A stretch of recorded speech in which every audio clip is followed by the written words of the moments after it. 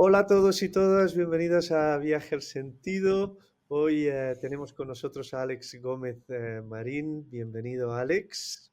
Hola, ¿qué tal? Un placer estar contigo.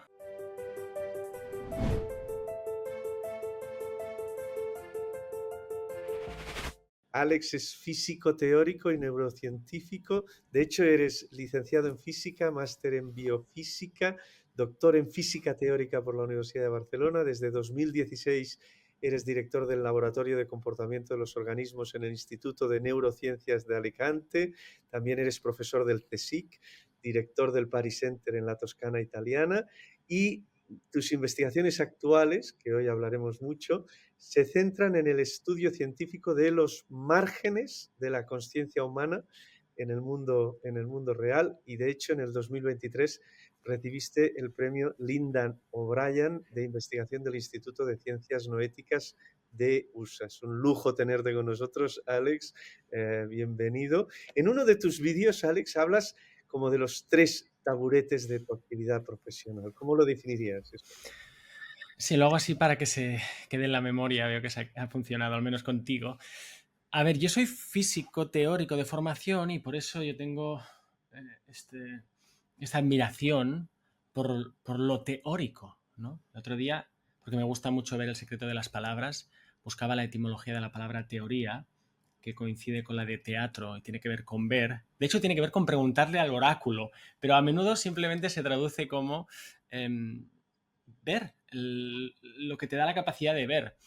Sin teorías, la ciencia iría ciega, ¿no? Entonces, ese es uno de los primeros. Esa es una de la primera pata del taburete de la ciencia. Que yo practico mi investigación, pero yo también lo presento como las tres patas que necesita eso que llamamos ciencia para poderse aguantar. Teoría. La segunda, todo el mundo la conoce, son las evidencias, son los experimentos, ¿verdad? Lo empírico. Hay que ir a preguntarle a la naturaleza y escuchar sus respuestas, y esos son los datos que luego hay que interpretar y luego hay que volver a enmarcar como si fuera una foto en el marco teórico. Que por cierto, no se sabe primero qué es el huevo o la gallina, porque teoría y experimento son como dos pies, y entonces va un paso y luego va el otro. Es un poco absurdo preguntar quién dio el primer paso, el pie izquierdo o el pie derecho, ¿no? Estos siempre van juntos, ¿no? Pero luego hay un tercero, y el tercero es todo lo que tiene que ver con el contexto, no solo el texto de los datos y las teorías, sino el contexto y el pretexto y el subtexto en el que está la ciencia. Y la ciencia, como es una actividad hecha por humanos, pues está sujeta a todo tipo de tensiones, presiones y mecanismos de selección sociopolíticos y económicos. Por lo tanto, la tercera pata es la pata que tiene que ver con la cocina, el backstage, lo que normalmente no se ve, que es, bueno, ¿quién te da el dinero para hacer qué? ¿Cuál es la ideología que domina? ¿Qué es lo que se pretende hacer y qué es lo que se deja un poco marginado de lado? ¿Cómo funcionamos como comunidad? ¿Cómo funcionan las organizaciones científicas? Los journals, los meetings, ¿no? Incluso la comunicación, la divulgación, qué se cuenta, qué no se cuenta, qué periódicos permiten que se hable de qué. Toda esta pata es la pata de los media, ¿no? De los medios de comunicación también. Y insisto, porque yo fui naif, fui un poco naif durante una temporada, porque pensé, bueno, yo la teoría es a lo que me dedico, también hago trabajo empírico, ya lo tengo, ¿no? Con esto, si quiero investigar lo que sea, en principio no va a haber problema si hago bien lo que se supone en ambas patas, pero enseguida me di cuenta que no, hay ese chiste, ¿no? Que bueno, aquí están los datos, ya, pero esto funciona en teoría, y luego dices, bueno, pero esto por qué no tiene una salida en las propias dentro de la ciudadela de la ciencia y fuera? Porque falta la tercera pata. Vale. Y ahí, porque ahí, Alex, hoy hablaremos de visión extraocular, hoy hablaremos de experiencias cercanas a la muerte, hoy hablaremos de la lucidez terminal, hoy hablaremos de hablar con los muertos en un momento dado, hoy hablaremos de telepatía, clarividencia. Claro, Muchas parece todo. expectativas aquí, muchas expectativas. Exacto, bueno, para que la gente se enganche. Pero parece como cosas muy fuera de la ciencia, ¿no? Entonces, me encanta que tú hablas de un concepto que es el de la ciencia de lo imposible. ¿Eh? ¿Qué quieres decir cuando hablas de la ciencia de lo imposible? Bueno, este es otro titular para que se quede, ¿no? En el fondo la ciencia de lo imposible es posible. De hecho, no solo posible, sino que se hace, ¿no? Pero según para quién es imposible. Otra vez, y yo cuando doy charlas y son largas o podcasts o cursos, paso mucho tiempo desmontando el mueble de la ciencia. La ciencia es como un mueble de IKEA que lo hemos montado mal. Y entonces si queremos construir encima para que no se nos hunda hay que pasar un rato, ¿no? Desmontándolo. Entonces, la ciencia es lo que hacemos los científicos. La ciencia es el consenso de expertos científicos, ¿no? Y dentro de ese consenso hay temas que a menudo se quedan fuera, por muchas razones las podemos comentar, ¿no? Entonces, a eso que están los márgenes, ¿no? Porque muchas veces se dice, bueno, Alex, tienes que hacer ciencia de frontera, ¿no? Esto es lo que quieren todos los centros de investigación y queremos todos los científicos, entiendo yo, ¿no? Pensar que estamos investigando algo que no se conoce, porque si ya se conoce, ¿para qué lo investigas? Y no solo que no se conoce, sino que está ahí en el margen, ¿no? Y que si somos capaces de ver que hay más allá, pues lo vamos a poder traer casi como un tesoro a la sociedad y nos van a decir, qué bien, valió la pena financiaros, ¿no? Pero claro, realmente a la práctica, esto es la teoría, pero en la práctica, todo lo que está en los márgenes, por ser desconocido, incomoda. Entonces, esta ciencia de lo imposible es la ciencia verdaderamente de frontera que se atreve a preguntar cosas imposibles, ¿no? Que tiene la audacia, si quieres, la audacia teórica o intelectual para decir, ¿y si, ¿no? ¿Y si esto es posible? Y luego tiene también la audacia empírica de irlo a ver si es. Y luego tiene la audacia de la tercera pata del taburete de contarlo y decir, queridos colegas científicos y no Está pasando científicos, esto, ¿no? Está pasando ¿no? esto. Esto yo lo he ido a ver, me he preguntado el ISI, lo he ido a ver y parece que sí. ¿Y ahora qué hacemos con todo esto, no? Porque Y, ahí Alex, me encanta leyéndote, bueno, en un momento dado, en uno de tus artículos que me has referenciado, hablas de la ciencia de lo imposible es el espacio fluido que existe entre los hechos duros y medibles y los fluidos y maleables no tan evidentes, pero no menos existentes.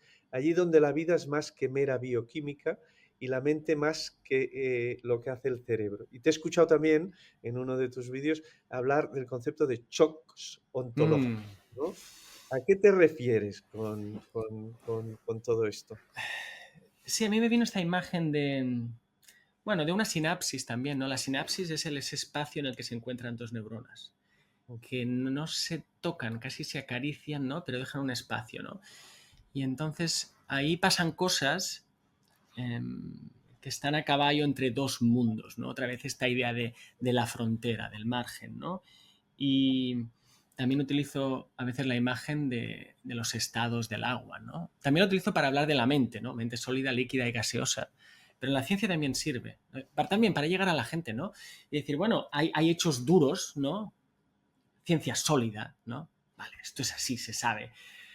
Pero luego hay ciencia líquida. Bueno, esto es así, pero a veces es asá. Y luego hay ciencia gaseosa. Bueno, esto no sabemos muy bien si está o no está. ¿No? Entonces yo pongo el ejemplo, ¿no? A veces lo hago al principio de una charla, de una ponencia, digo, pensar en agua, ¿no? Y luego les digo a la gente, bueno, seguramente habréis pensado en agua líquida, ¿no?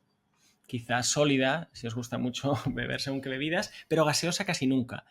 Pero el agua en estado gaseoso también está ahí, ¿no? Entonces es esta ciencia eh, que está en este umbral de lo visible, de lo invisible. Y lo de shock ontológico, mira, además como tengo aquí siempre libros, parece que esté preparado, a veces lo digo, pero justo, esto está en este libro, que es otra locura, otra ciencia de lo imposible, ¿no? Donde un gran científico, psiquiatra de Harvard, John Mack, escribió este libro sobre abducciones, ¿no? Y le dieron muchos palos por ello, ¿no? Y creo que fue él quien acuñó esta idea del shock ontológico, ¿no? Un shock, ¿no? Y ontología es el conocimiento del ser, ¿no? En la filosofía.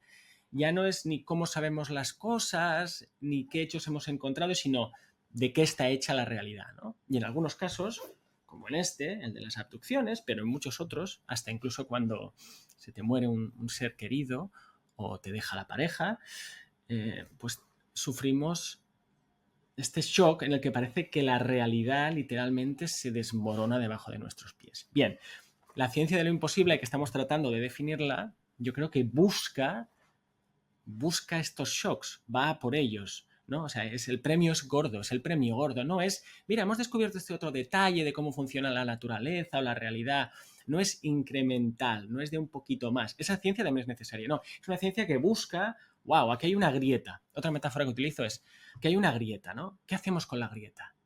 ¿La tapamos con un poco de masilla o le ponemos un papel por encima, un póster para que no se vea, o vamos a ver qué hay al otro lado, ¿no? Y el shock ontológico es cuando de repente, esto pasa pocas veces, ¿no? En ciencia, en la historia de la ciencia, es lo que se llama un cambio de paradigma, que la palabra está un poco manida ya, ¿no? Pero es esta idea de que, wow, tienes este vértigo, lo que pensaba que era, no es, y ahora qué aguanta mis pies, ¿no? Y algunos científicos, insisto, no todos, pluralismo tiene que haber, pero algunos de nosotros nos dedicamos a buscar estos shocks ontológicos mediante, bueno, se puede hacer de muchas maneras, se puede hacer de manera experiencial también, ¿no? Puedes hacerte un viaje o puedes hacerte una meditación o te puede pasar una desgracia, como decía, o un trauma, pero también se puede buscar este shock ontológico a través de la ciencia. Y ahí, Alex, uno de los shocks ontológicos que claramente tú estás divisando, ¿no? Es esta idea de que la materia no es lo que parece y esta idea, y un poco lo que defiendes de que a día de hoy en la ciencia hay un poco de religión que le llamas cientifismo, y me gusta mucho que utilizas una expresión en un momento dado que dices que el cientifismo es más peligroso que incluso las pseudociencias, ¿no? Y el cientifismo como lo que a día de hoy piensa la comunidad científica, sobre todo muy en clave de materialismo científico, ¿no? Entonces, ¿qué nos puedes decir ahí? Muchas cosas. Este es otro titular que me he inventado para que la gente diga, ¿Cómo que acaba de decir el científico este, no? Porque claro, se da tanta caña a las pseudociencias y lo entiendo, y lo entiendo. Y a veces hay que hacerlo, ¿no? Porque es verdad que si alguien viene y te dice, esto está científicamente demostrado y no es ciencia, entonces, bueno, hay que ponerle un pero. Pero el prefijo pseudo se utiliza también para insultar el trabajo que muchos de nosotros hacemos, ¿no? Entonces digo, no, con esto no, ¿no? Y el cientifismo, que es como el otro extremo, porque aquí siempre estamos en la cuerda floja, Xavi. Yo me siento como un trapecista, ¿no? O sea, hay una línea fina, incluso igual eso es uno de los márgenes, ¿no? Cuando vas por los márgenes, si te pasas por un lado, pues sí, puedes caer en algo pseudocientífico, pero hay que mojarse. También digo que hay que mojarse. Eso de ir a nadar y volver seco es muy extraño. Pero claro, el otro extremo es cuando te pasas de rigor malentendido. Yo a veces lo llamo rigor mortis, me hace gracia, ¿no? A mí, no, soy tan riguroso que este tema no lo toco, porque no, porque esto es pseudociencia. O esta idea de que solo lo que diga la ciencia es real. Y además, o sea, eso ya es un gran error, esto es una estupidez histórica y filosófica, es de ser un analfabeto filosófico, pero además la idea de ciencia, del cientifismo, es una idea muy reducida, ¿no? Lo que yo llamo hasta la Santísima Trinidad, ¿no? Del reduccionismo, el materialismo y el mecanicismo, ¿no? Es una versión donde la realidad se reduce a ciencia y la ciencia se reduce a aquello que yo puedo medir y descomponer en trocitos, por eso lo de reduccionismo, y interpretar solo como una suerte de engranajes mecánicos, por eso lo del mecanicismo, y además todo está hecho de materia, pero si yo les pregunto a mis amigos, los materialistas de carnet, ¿no? Que son muy listos, estos materialistas, les digo, bueno, o sea, todo está hecho de materia y nada más, ¿no? Sí, ¿y qué es la materia? Bueno, la materia. Digo, colega, ¿no te has enterado que hace 100 años que los físicos hemos dejado de ser físicos clásicos? Querido mío, materialista de carnet, vives en el siglo XIX. Eso sí, con tecnología punta del siglo XXI, ¿no? Pero tu metafísica es la del siglo XIX, ¿no? O sea, ya hace 100 años hubo revoluciones en física. Se habla mucho de la cuántica, también la física de los sistemas complejos. No se habla mucho tanto de esta. Las 3 T's, la clásica, la cuántica, la de complejos. Bueno, estamos mucho más allá de esta visión del mundo caduca, ¿no? Y entonces, bueno, por eso, volviendo a lo que decías, sí, hay que ir con cuidado con lo pseudo, pero el cientifismo, como es un trabajo que se hace desde dentro, ¿no? Dice, estamos hartos, yo estoy harto ya del titular, lo que sea, coma, dicen los expertos, ¿no? Dicen los expertos, o sea, los expertos dicen muchas cosas y hay muchos tipos de expertos, y hay expertos que tienen opiniones distintas. Entonces, parafraseando a lo religioso, no utilizarás el nombre de la ciencia en vano. Y sí, y la ciencia tiene mucho bagaje, esto es como una constelación familiar donde el tatarabuelo, ¿verdad? Tú sigues llevando en la mochila los dejes del tatarabuelo y lo que te ha enseñado la familia. Y la ciencia tiene mucho de teológico, ¿no? En la ciencia hay profetas, hay herejes, hay dogmas, y eso hay que decirlo. Esto es parte, no sé si es la tercera parte del taburete, pero esto hay que decirlo, porque si no, no se entiende todo lo que viene después. Y ahí ya enlazo, Alex, con el tema de la consciencia, y que es el gran tema, ¿no? Porque llegas, en el fondo, el materialismo o todo lo que ha hecho, ya no solo la física clásica, sino todos los avances del siglo XX, están bien y probablemente hay mucha parte de verdad, ¿no? Pero parece que hay como un gran enigma que está aún por descubrir, que es lo que es la consciencia, ¿no? Y cómo la consciencia interactúa con la materia y si la materia es inerte o la materia tiene consciencia o no, ¿no? Y bueno, es un temazo. Me referenciaste también, que también me lo he leído, un artículo de las teorías actuales de la ciencia de la consciencia de Robert Lawrence Kuhn, que de Closer to Truth, que es uno de mis ídolos, y que en el artículo se ve que hay cientos de teorías, y no sé si miles casi, de teorías sobre la consciencia, todas ellas con una cierta base científica, intentando desgranar o descifrar los secretos de la consciencia, ¿no? Entonces, ahí, ¿cuál es tu teoría, Alex, sobre la consciencia? Yo no tengo una teoría, yo no tengo mi teoría, quizá la tendré. No la tengo porque, bueno, porque cuesta mucho tiempo de construir. Y si voy a tener una, prefiero haberla trabajado en vez de haberla escogido, como cuando uno va al supermercado, a un supermercado americano, a escoger el tipo de ketchup que le gusta, ¿no? Además, otro problema que tiene lo de ser defensor de una teoría es que en, esto es como a veces como ser de un partido político, ¿no? Si eres militante, yo creo que ya pierdes un poco la capacidad, ¿no? de ver el big picture de las cosas, porque ya tienes que estar gastando tu energía en defender lo tuyo y atacar lo otro, ¿no? Que es lícito, también se hace en ciencia. Pero es que hay tantas teorías, como decía Xavier, o sea, Robert Lawrence Kuhn, que yo también le admiro un montón, ha escrito esta maravilla, esta aberración de artículo científico de 175.000 palabras, 142 páginas a doble espacio, una barbaridad. Tendría que ser un libro o varios, ¿no? Y en este artículo ha recogido todos los árboles para pintarnos el bosque de teorías de la consciencia a día de hoy, 2024, ¿no? Ahora vuelvo aquí, pero esto es muy remarcable porque yo cuento la historia de la ciencia en 30 segundos y es que vino Galileo y otros padres fundadores y entre otras cosas como la idea de que la naturaleza es un libro y su lenguaje es el de las matemáticas y otra M, no solo de las matemáticas, sino que hay que medir.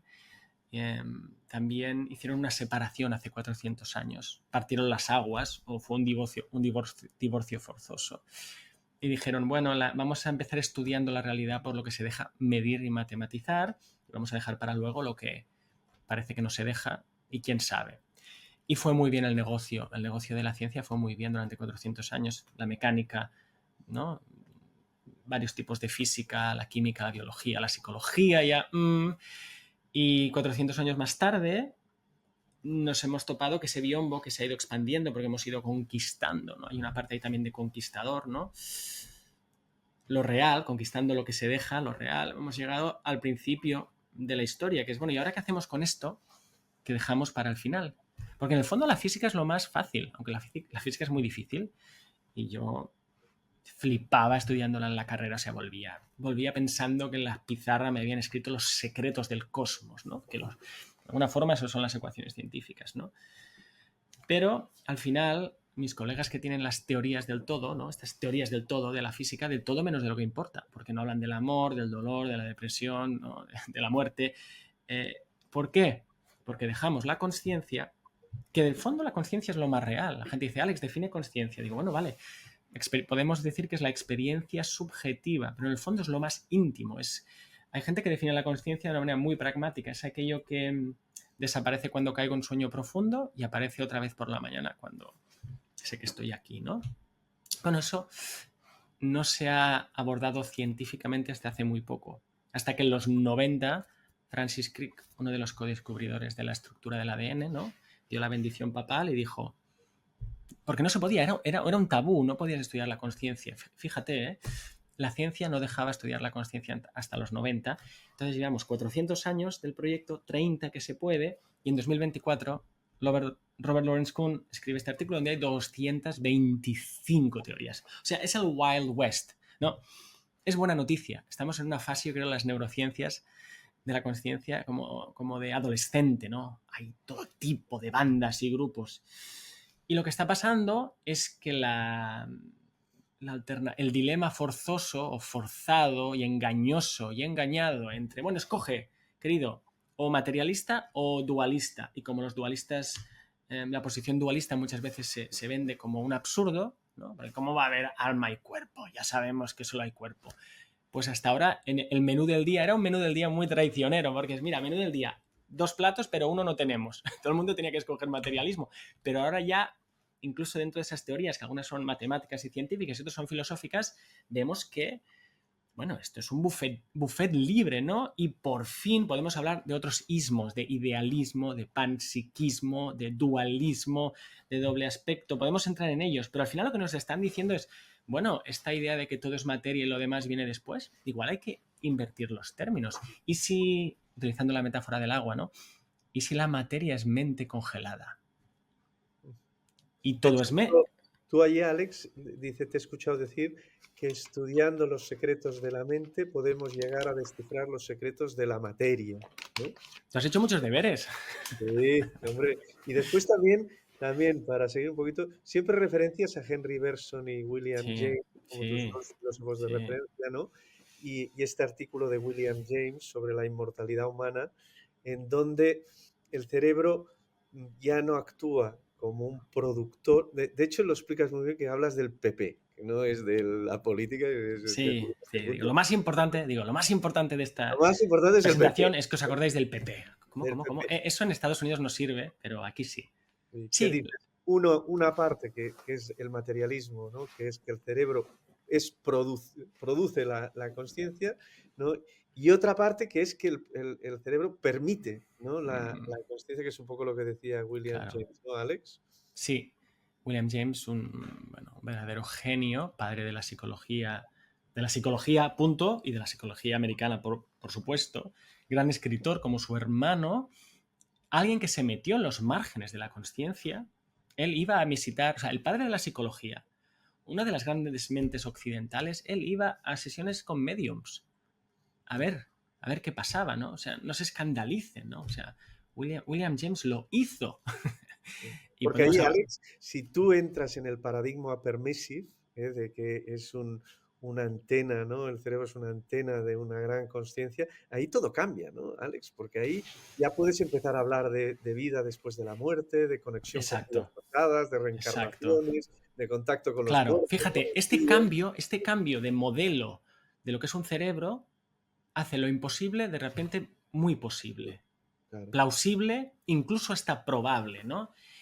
Para que veas cómo la teoría es como cuando juegas al, ¿cómo se llama el juego? El checkers. Esto es en inglés. Las damas, ¿no?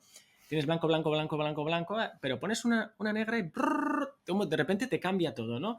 En este ensayo de 1898 de William James, que recomiendo a todo el mundo que lo lea, porque antes los científicos se les podía leer, se entendían, escribían muy bien.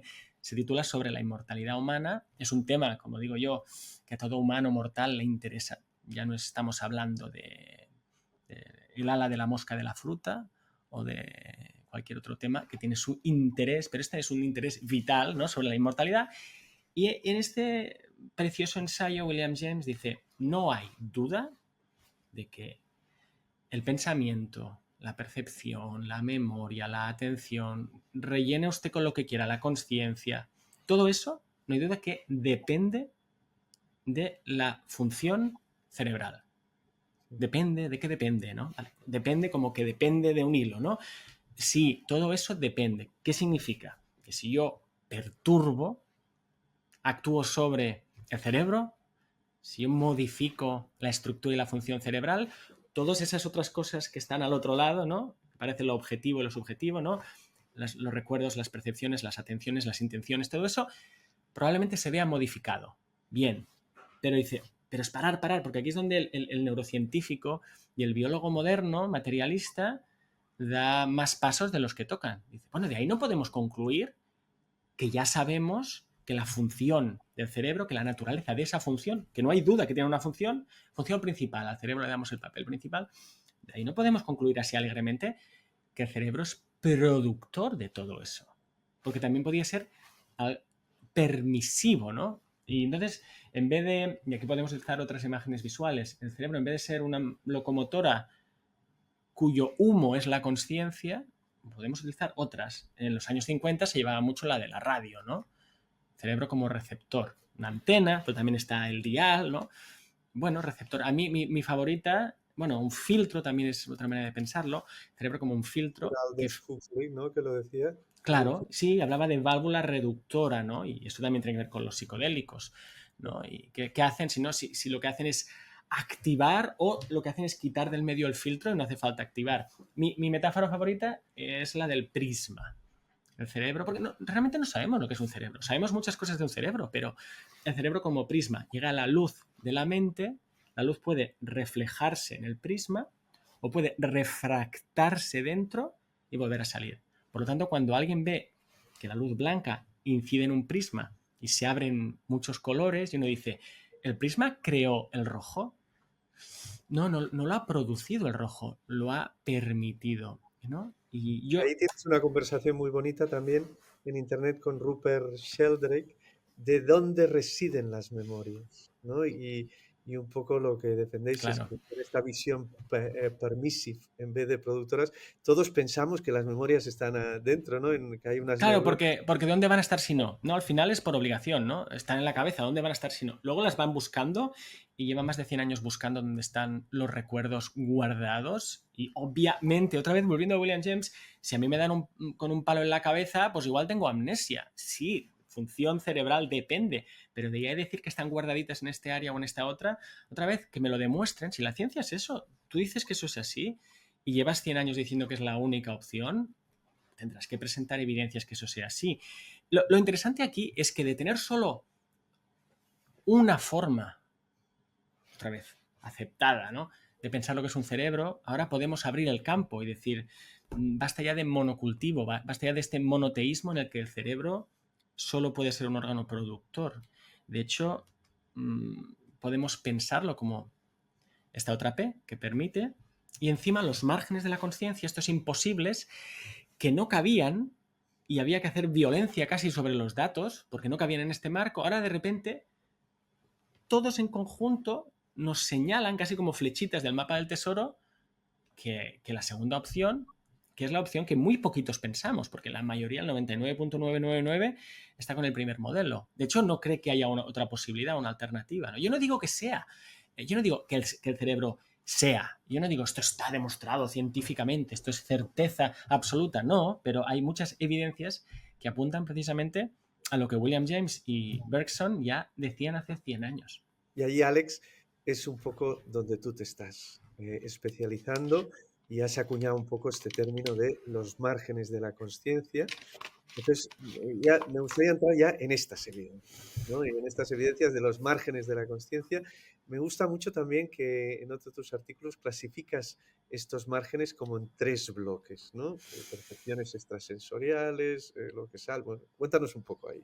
Bien, yo hace poco que estudio los márgenes de la consciencia, ¿no? Pero como igual otra vez por formación profesional, me gusta tener esta visión teórica, ¿no?, del todo antes de meterme en las partes, ¿no? Entonces yo he tratado de organizarlo, también he leído lo que he podido y gente, por supuesto, hay científicos muy serios y muy buenos y muy buenas personas que llevan 40 o 50 años estudiando esto, ¿no? O sea que, por cierto, no se sabe porque no se cuenta, porque los escépticos de carnet también, esos que dudan de todo menos de sus propias dudas y de sus propias creencias, dirán, no, esto no existe, no, esto hay literatura, esto está publicado en revistas científicas, esto sigue las reglas del juego científico, ¿no?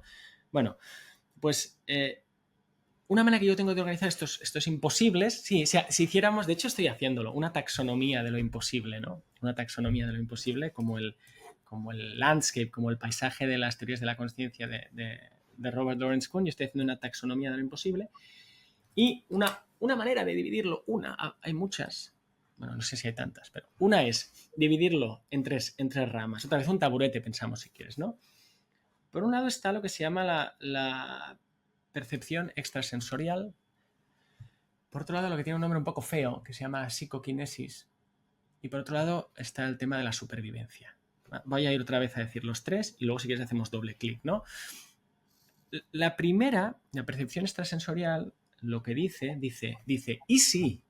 En vez de decir sí, o en vez de decir no, en vez de decir pseudociencia, no, o en vez de decir sí, no sabemos, dice ¿y si? ¿Y si podemos percibir información de una forma anómala? ¿Qué significa anómala? Fuera de lo normal, normativo. ¿Qué es lo normativo? Que solo tenemos 5 sentidos. Es decir, que cualquier cosa que nos venga del mundo de fuera ha tenido que entrar por estos agujeritos que tenemos. No, bueno, hay otros, pero básicamente la entrada solo puede ser por estos 5 sentidos. ¿Y si hay otra manera de percibir el mundo? Y aquí podemos entrar en lo filosófico y a mí me gusta mucho y podemos hablar de la diferencia entre sentir y percibir, que se ha quedado enquilosado. Parece que la única manera de percibir es a través de los sentidos, ¿no? Por eso extrasensorial. Por eso muchos de estos márgenes tienen prefijos, algunos son prefijos cabrones, no como los que te he dicho antes, y perdón por la palabra, pero como pseudo científico o sobrenatural, ¿verdad? O paranormal, pero otros tienen prefijos que muestran, yo creo, la humildad de no saber, porque fíjate, percepción extrasensorial, es decir, es algo más que no sabemos lo que es, pero sabemos que algo está pasando, ¿no? Esta es la primera columna, la primera pata. En resumen... La telepatía, la Claro, clarividencia. ahora si quieres hacemos el doble clic, pero déjame que vaya un momento a la otra. La otra es así como esta es la capacidad de recibir información, no sabemos cómo, de una manera imposible. La segunda es la capacidad de emitirla, si quieres, o actuar de la mente, actuar sobre la materia. Y mente y materia son constructos que nos han ido muy bien, pero sabemos que no son los que son, porque al final esto hay que unirlo de alguna forma, ¿no? Entonces, bueno, la segunda pata habla de todas las supuestas capacidades que tenemos con nuestra mente de afectar la materia. Esta es de las más imposibles cuando, si hay tiempo, te diga qué categorías hay, porque ahí llegas a lo milagroso. Incluso lo milagroso literalmente según la tradición cristiana, porque muchos de los milagros que han hecho, que se hayan hecho en Occidente los místicos y los santos, y en Oriente los yogis, etcétera, etcétera, entran ahí, ¿no? Y luego la tercera gran pata es lo que tiene que ver con la muerte y el morir. Es el problema de la pregunta científica, que no es solo científica, la han hecho y respondido todas las tradiciones desde siempre, es ¿qué es lo que sobrevive a la muerte del cuerpo físico? Si es que hay algo que sobrevive, hay algo que sobrevive. Y si hay algo, ¿qué es eso que sobrevive? ¿No? Y ahí están las experiencias cercanas a la muerte, pero muchas más cosas. Entonces, ahora si quieres vamos a cada una de estas tres patas y hacemos otra enumeración de la cantidad de fenómenos que son una pasada. Es que esta es otra cosa. Somos tan puritanos. O sea, científico, el tío, la tía que quiere conocer lo desconocido, tal, y te encuentras con esto y, uy, no, yo esto no, porque ¿qué pensarán de mí? Joder, pero si es una pasada, si es que esto es una aventura intelectual, cuando veamos lo que se propone aquí, ¿no? Muy bien, pues venga, Alex, vamos Vale. con las percepciones extrasensoriales. Vale, aquí se pueden dividir, otra vez, se pueden, porque, insisto, cuando sepamos más de qué está pasando, igual donde dije digo Diego, porque igual nos damos cuenta que esta cosa y la otra son la misma. Esto pasa muchas veces en ciencia. Pero de momento una manera de que la literatura científica que hay para hablar de ello se nombren, se separan dentro de la percepción extrasensorial. Está por un lado la clarividencia, que son palabras que como las hemos oído normalmente en contextos o de peli jocosa o de escéptico dogmático que casi hace un bullying intelectual a estas cosas, ¿no? A veces cuando las dices como que todas suenan mal, ¿no? Pero la clarividencia, la telepatía y el presentimiento. ¿Y por qué se separan así en tres? Porque fíjate, la primera es, si seguimos con este modelo de mente-materia, ¿no? En la primera, en la clarividencia, es una mente que es capaz de recibir la información de la materia material, ¿no? Otra vez, con medios que no conocemos. Es decir, pues eres capaz de percibir una imagen que está a muchos kilómetros de distancia, ¿no? O alguien ha escondido algo y tú sabes que está allí. Es decir, y de hecho esto se hizo en Estados Unidos durante muchos años en proyectos financiados por el gobierno americano, ¿no? En programas secretos. Esto no es De la ciencia. CIA, ¿no? El de la Sí, CIA de esto no Remote es ciencia ficción, sí. Trataban de ver si espías psíquicos podían ver la localización, la forma, ¿no? de ciertos lugares donde los soviets, ¿no? Los rusos tenían sus bases o incluso cuando han secuestrado a alguien, ¿no? Se recurría, yo creo que se recurre todavía, pues que no se cuenta, ¿no? Entonces, bueno, esta es la clarividencia, que dentro de ella podemos hablar de varios tipos, ¿no? La visión remota, la visión extraocular, ahora podemos hacer doble clic a este doble clic. La otra que está dentro de la percepción extrasensorial es la telepatía. La telepatía no es una mente que aprehende o capta información de materia, es una mente que capta información de otra mente, ¿no? Esta es la telepatía, que significa tele a distancia y pazos, sentir. De hecho, no es tanto pensar, sino sentir. Un ejemplo clásico que la gente dice, oh, Alex, ¿cómo dices eso? Bueno, ¿tú qué sabes? ¿Y tú qué sabes? ¿No? Es cuando una mamá siente, ¿no?, que algo le ha pasado a su bebé, ¿no? Pero telepazos, siente a distancia y llama, ¿qué ha pasado? Ostras, pues sí, justo había pasado esto, ¿no? Las mamás lo sabrán, los expertos de salón y de sillón y de blog dirán, oh, es ciencia, pero bueno, habrá que verlo, ¿no? Y telepatía, comunicación entre mentes, ¿no? Fíjate que estas dos, la clarividencia y la telepatía, esto así dicho es más fácil a veces si lo fuéramos escribiendo en un arbolito, tienen una peculiaridad que son maneras de percepción no local. Aquí lo no local es muy importante. Lo local, que lo que solo puede pasar por impacto aquí y ahora, y lo no local, que por eso muchas veces se invoca la física cuántica. Lo que pasa es que a veces se hace mal, hay que decirlo, porque con las ganas que tiene la gente, dice, no, esto es cuántico. Bueno, esto no es conciencia cuántica necesariamente, pero sí que la física cuántica nos ha permitido pensar en lo no local, incluso verificarlo científicamente, ¿no? Entonces, estas dos, la clarividencia y la telepatía, estamos hablando de que dos puntos en el espacio se comunican o obtienen información de una forma no local en el espacio. quiere decir que los sentidos no están ni las fuerzas de la física, ¿no? Ni los sentidos ni las fuerzas de Otra la vez, física. fíjate que, así como decíamos, extrasensorial, no local, también niega algo. Eso es lo futut, ¿no?, que decimos en catalán. Porque estás diciendo que algo pasa, pero estás diciendo que no sabes cómo pasa. Y entonces te dan, porque te dicen, ¿cuál es el mecanismo? Si no me enseñas el mecanismo, es que no sabemos cuál es el mecanismo. Es que igual, y este es un pensamiento que es profundo, pero no tenemos tiempo, yo creo, aquí de desplegar, es que igual no hay ni mecanismo. Es que la idea del mecanismo es mecánica, es la de la Santísima Trinidad que hablaba antes. Es que igual no hay una tuerca que da con la otra y que no hay un WhatsApp que se manda un mensajito. Por eso es tan interesante echar mano de la cuántica, aunque solo sea como una analogía conceptual y decir cuando... Yo a veces en clases y tal explico lo que es el entrelazamiento, ¿no? Cuando tú preparas un sistema físico, ¿no?, y sabes que la suma de estos dos bolis arriba y abajo es 0. Luego los separas, luego mides en uno y por cuestiones que ahora no hay tiempo de contar, ¿no? No puedes decir si esto estaba arriba o abajo hasta que no lo vas a medir, lo mides y sale que está para abajo. Y inmediatamente este sabe que tiene que estar para arriba, ¿no? Esto es el entrelazamiento para dummies, ¿no? Explicado para dummies con dos bolis. Toda la movida del entrelazamiento y el premio Nobel que se dio hace pocos años es este imposible que te peta la cabeza y decir, wow, es que el boli rojo no le envió un WhatsApp al boli azul para decirle, oye, que me han medido y como voy a estar para abajo y la suma tiene que ser 0 de arriba y abajo, tú ahora tienes que estar para arriba. Oye, que lo sepas. No hay tiempo de mandarle un mensaje o lo que sería en física una interacción a través de un campo local que va avanzando, va viajando, llega la carta y se lo dice, ¿no?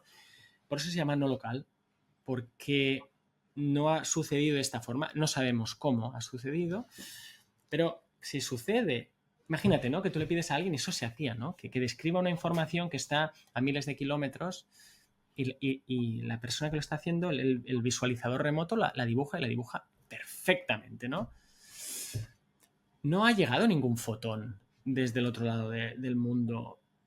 ¿Sabes? Entonces, no, bueno, la cuestión, insisto, y ahora se han cumplido ahora 50 años de un artículo en la revista Nature, precisamente sobre visión remota. Nunca más se supo. Yo me imagino que los editores, bueno, esto lo he estudiado un poco también, qué editores había. Luego vino otro editor después del que había, que era John Maddox, que este era un fundamentalista del cientifismo, creo yo, y nunca más han dejado publicar nada más así, ¿no? Pero bueno, hay estudios. A lo que iba, esto es no localidad en el espacio. Pero luego hay la tercera, que es el presentimiento dentro de las experiencias, de las percepciones extrasensoriales. El presentimiento es aún más imposible, porque el presentimiento es lo mismo, pero no local en el tiempo. Es decir, que alguien pueda, y en el tiempo hacia adelante y hacia atrás. Hacia atrás es espectacular, ¿no? Que a alguien le puedan dar un objeto y con ese objeto él pueda conectar con un recuerdo de la persona que lo tenía, o incluso acceder a recuerdos que, de la misma manera que hemos hablado hace un momento, no habría forma de explicar cómo sabe que eso pasó. Pero lo que es todavía más imposible es cuando la gente lo hace en el futuro, presentimiento. Siento algo que aún no ha pasado, ¿no? Y esto se puede hacer de varias maneras, pero algunos experimentos que se han hecho que son... Yo no sé por qué esto no está en las noticias, o yo no sé cómo no se ofrece de tema de doctorado, ¿no? En vez de analizar el gen número 124, ¿no? Del pelo, del culo, del ratón, hombre, podríamos estudiar el presentimiento, no sé, digo yo, ¿no? Y se muestran imágenes aleatorias a personas que están ahí tranquilamente y tienen un dispositivo que les mide la conductancia de la piel. Eso mide cambios que a veces el propio sujeto no detecta a nivel consciente, pero a nivel inconsciente su cuerpo ya lo sabe, ¿no? Es decir, hay una reacción del cuerpo y según si estas imágenes sean normales, tranquilas, una flor, un lago o imágenes con alta carga emocional, por ejemplo, de violencia explícita o incluso sexuales muy explícitas, que van apareciendo aleatoriamente. Ni el participante ni el experimentador sabe, porque aquí es doble ciego o triple ciego o todo lo que tú quieras. Nadie sabe. Realmente salen aleatoriamente, pues hay un pico en la conductancia de la piel muy distinto si la imagen que va a aparecer tiene esta fuerte carga emocional o no. Milisegundos, incluso a veces pocos segundos antes, pero eso aún no había sucedido, ¿no?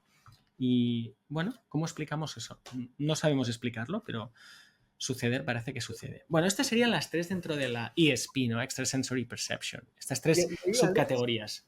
Alex, porque una cosa es la clasificación y otra cosa es la evidencia, ¿no? Y tú has estado estudiando a fondo la evidencia que existe para cada una de estas tres modalidades.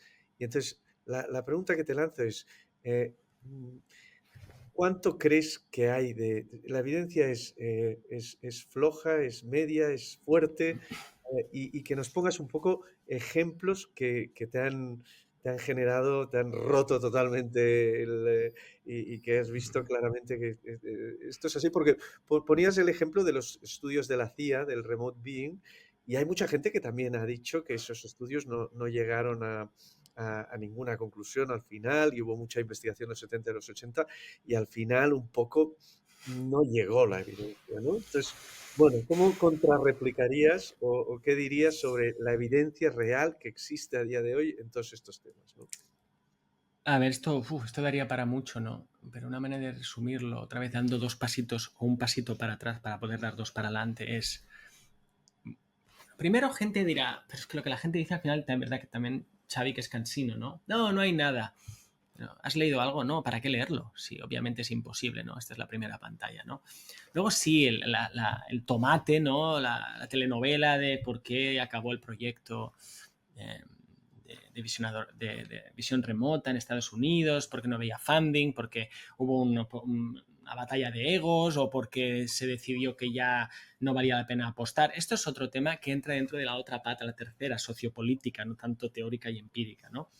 Lo que sucede, y es cierto con este tipo de fenómenos, es que hay evidencia, que evidencia, por cierto, nunca es demostración, prueba irrefutable, se acabó. Pensemos en un juicio, se aportan evidencias, luego el juez y el jurado dictamina, ¿no? O sea, evidencias hay, y hay muchas. Y además decía que siguen las reglas del juego científico. Hay un estudio que se ha diseñado, hay unos controles, la metodología está bien explicada, de hecho hay protocolos súper detallados. se han realizado, se han analizado los datos, se ha hecho la estadística correspondiente, ha pasado a revisión por pares y se ha publicado. O sea, a no ser que decidamos cambiar las reglas del juego a mitad de la partida porque no nos gusta el resultado, eso se ha hecho y se ha hecho muchas veces en cada uno de los campos, ¿no? O de los subfenómenos, y se ha publicado en artículos científicos. O sea que los que dicen, no, y además, bueno, aunque exista, estos son anécdotas, no son anécdotas, bueno, esto no está publicado, sí está publicado, eres un ignorante y no te has tomado la molestia de leerlo, ¿no? Eso es lo primero. Pero luego, si la gente quiere ir más allá y hay que ir más allá, es cierto que los efectos de estos fenómenos normalmente son pequeños. ¿Qué significa esto? Que si estás tratando, por ejemplo, lo llevas al laboratorio, ¿no? Que ese es otro problema. Estos efectos, estos fenómenos son muy del mundo real. Estos márgenes de la conciencia no son, yo aquí pongo un ejemplo un poco burdo, ¿no? Esto es como una erección. Tú no puedes coger a alguien, meterlo en un laboratorio, encender las luces de, venga, desnúdate y ahora erección. Ostras, si no se levanta quiere decir que la erección es imposible, no, significa que en estas condiciones uno le puedes pedir a uno que levante un brazo y lo va a poder hacer siempre, pero una erección no es tan fácil, ¿no? Y es muy burdo, pero es muy, muy clarificador este ejemplo, ¿no? Y cuando eso sucede en el laboratorio en condiciones bien controladas, pongamos que si haces más del 50% es que hay un fenómeno por encima de la aleatoriedad, ¿no? Tienes dos opciones y si aciertas más cara o cruz, ¿no? Por decirlo así, o rojo o negro, más del 50%, pues hay un efecto, ¿no? Suponiendo que está bien la estadística y que es replicable y tal. Bueno, pues los efectos son pequeñitos, 52, 55. Entonces, digamos, la dificultad que tenemos o que tiene este campo es que el fenómeno no está a demanda así y encima los efectos son pequeños. Pero los efectos están y son estadísticamente comprobables y entonces la gente se agarra a muchos clavos ardiendo, ¿no? Y dice, no, bueno, estadísticamente significativo sí, pero en el fondo no está, esto no establece, muy bien, podemos rizar el rizo lo que queramos, ¿no? Para resumirte esta larga historia, te diría, para que tomemos nota, que nos metemos en nuestro cuerpo productos testados clínicamente que han pasado los mismos controles de calidad o menos que estos estudios que luego la gente dice que no están demostrados científicamente. Es decir, para aquellos que dicen que esto no es suficiente, les preguntaría por qué para esto no es suficiente, pero para tomarte lo que te venda una farmacéutica no tienes ningún problema, ¿no? Y aquí no estoy diciendo nada a favor o en contra de las farmacéuticas, estoy diciendo, esto es como Groucho Marx, ¿no? Estos son mis criterios y si no me gustan, pongo otros. No, señores, o sea, los criterios tienen que ser los mismos. Luego hay más derivadas, porque este tema, Xavi, no se acaba. Luego te vienen, no, porque aseveraciones extraordinarias requieren de pruebas extraordinarias. Bien, con la Iglesia hemos topado. Es decir, me estás diciendo que como esto para ti es imposible, cada vez que yo te venga con un experimento y me digas, no, esto no se ha hecho, sí, mira, pum. No, esto no se ha replicado, sí, mira, lo acabo de replicar. No, es que la estadística no es suficiente. Sí, fíjate, es suficiente. Siempre como se dice en inglés, el goalpost, ¿no? Siempre se va cambiando para un poco posponer lo inevitable, ¿no? Que es que esto está ahí y si no lo quieres ver, sería mejor que dijeran, mira, paso, que estoy haciendo ver que esto va de ciencia, pero en el fondo esto va de ideología y no lo quiero ver, ¿no? Bueno, es una respuesta con muchas curvas porque es una cosa compleja. Otra cosa más que te puedo decir, la gente a veces se piensa que ya no hablamos de los márgenes de la consciencia, de los no márgenes, incluso de la no consciencia. De propiedades físicas o de física de fluidos o de electromagnetismo o de biología molecular. Coge un tema que no tenga mucha enjundia, ¿no? Mucha enjundia me refiero a que no sea polémico científicamente. Uno no, o sea, si tú haces, que venga la tele y lo grabamos y en 2 minutos hacemos el experimento y vemos, ¿no? La ciencia no va así, o sea, es todo mucho más complejo. Esto no va de el gran evento donde alguien con una cámara se hace el experimento. Otra vez, es una visión, por eso hay que desmontar el mueble de la ciencia. Muy naif de lo que es la ciencia, ¿no? Que es que viene un tío con la bata blanca, hace una ejecución y aparece la verdad. Es mucho más complicado, incluso en cosas que no son tan controvertidas. Y ahí, Alex, por ejemplo, en temas como la visión extraocular, y también, por ejemplo, en temas de visión remota, entiendo que tú has podido ver con tus ojos cosas extraordinarias, ¿no? Por ejemplo, en la visión extraocular, ¿no? Que niños ven con los ojos tapados, ¿eh? Y que son capaces de ver con los ojos tapados, ¿no? Es decir, hay en casos un poquito más ejemplo para que podamos ver el tipo de situaciones que has podido observar o cosas extraordinarias que has podido contemplar, ¿cuáles serían? Yo me topé con este fenómeno estudiando el trabajo de Jacobo Greenberg, que fue un neurocientífico, neurofisiólogo, neuropsicólogo mexicano que desapareció hace 30 años, que tiene una... Yo estaba estudiando su teoría de la consciencia, de las muchas que hay. Él tiene una que, por cierto, empezó antes de que le dieran el... O sea, él había hecho los experimentos de la teoría antes de que dejara de ser tabú. O sea, pionero al cuadrado, ¿no? Y dentro de su teoría, él tiene varias patas o validaciones, ¿no? Y él hablaba de este fenómeno de la visión extraocular. Así es como le llaman en México, o así es como le llamaban en México. Luego, estudiándola, me di cuenta que en Rusia también estuvo y está. También se enseña en Alemania, también hay gente en Utah que viene también de Indonesia. O sea, es interesante porque es algo que viene de varias etapas, de varias décadas del siglo pasado. En el primer libro escrito está por un francés, Jules Romain, en 1924, se cumplen 100 años. En Francia está por todos lados, aparece y desaparece. La gente que dice que pasan cosas le da diferentes nombres y dicen que pasan cosas distintas, pero lo interesante aquí, Xavier, es que la visión extraocular, como hipótesis científica, otra cosa es como, incluso como negocio, o sea, como manera de que la gente haga introspección, esté más relajada, pero como hipótesis científica te está diciendo que, volviendo a lo de la mente más allá del cerebro, ¿no? O de la percepción extrasensorial, de que es posible captar información visual, que luego veremos que no es visual, es información sobre algo que está ahí fuera, pero no viene mediada por la visión, ¿no? Y entonces esto es, otra vez, es un imposible, que a mí me interesa, ¿no? Me interesa ver qué hay allí. Entonces, bueno, cuando yo estudiaba, esto fue un poco con sincronicidades, porque la ciencia de este tipo de cosas también uno tiene sincronicidades interesantes. Yo estaba leyendo el trabajo de Jacobo, empiezo a leer sobre visión extraocular, la pongo en Google a ver si me cuenta algo más y veo que cerca de donde yo vivo hay un curso de varios días donde esta supuesta habilidad, que diríamos los científicos, se enseña y también se enseña a personas a enseñarla o a activarla, como ellos dicen, ¿no? Entonces, bueno, digo, wow, si esto es pasado mañana, ¿no? Entonces, contacto con la gente y luego me dejan ir a un encuentro donde están las familias y, bueno, yo estoy ahí de observador y, bueno, y veo cómo los niños hacen cosas imposibles porque se ponen...